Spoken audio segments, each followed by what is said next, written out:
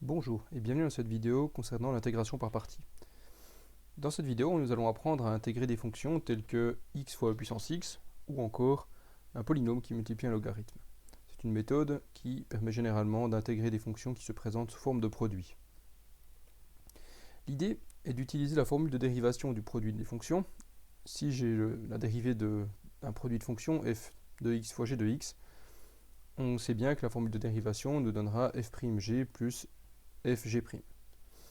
Si on intègre de chaque côté de cette équation, on trouve d'une part simplement f fois g, puisque par définition la primitive d'une dérivée est juste la fonction initiale, et de l'autre côté nous avons une somme de deux intégrales, l'intégrale de f'g et l'intégrale de fg'.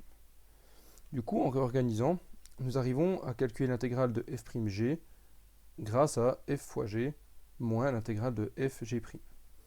Par moment, il est pratique d'utiliser cette technique car en dérivant g dans la deuxième intégrale, nous arrivons à nous débarrasser d'un terme fâcheux. Exemple. Si on prend la fonction x e puissance x dx, en posant que g, ici en bleu, est juste la fonction x, la dérivée de g sera simplement 1, ce qui nous enlève une épine du pied pour l'intégration, puisque nous n'aurons qu'une constante qui multiplie l'autre fonction. F' ici sera donc posé comme e puissance x, c'est l'autre fonction, et qui a l'avantage d'être très facile à intégrer. La primitive de e puissance x est simplement e puissance x. Du coup, en appliquant la formule ci-dessus, on a d'abord g fois f, donc x fois e puissance x, moins l'intégrale de g', donc 1, fois f, qui est déjà e puissance x. L'intégrale 1 fois e puissance x est très facile à intégrer, on trouve simplement e puissance x plus une constante, et du coup, on se retrouve après factorisation avec la fonction x-1 fois e puissance x plus c, et ceci est effectivement la primitive de x puissance x.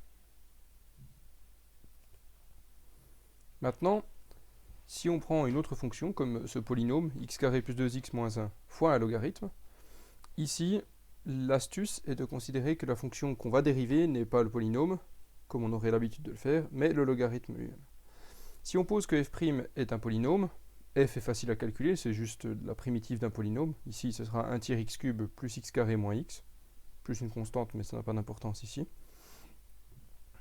Et ensuite, la fonction g, qui sera donc le logarithme, aura 1 sur x comme dérivée.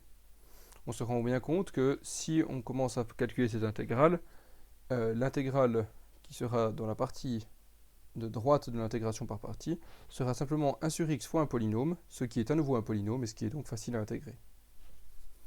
Par ce processus, on trouve facilement l'intégrale de droite. On a le terme f fois g qui est déjà intégré et qui est donc simple à calculer. Au final, on trouve une primitive certes un peu complexe, mais qui se trouve être la primitive exacte de la fonction que nous devions intégrer initialement. Voilà, j'espère que cette vidéo vous aura été utile, et je vous dis à bientôt pour de nouvelles vidéos sur l'intégration.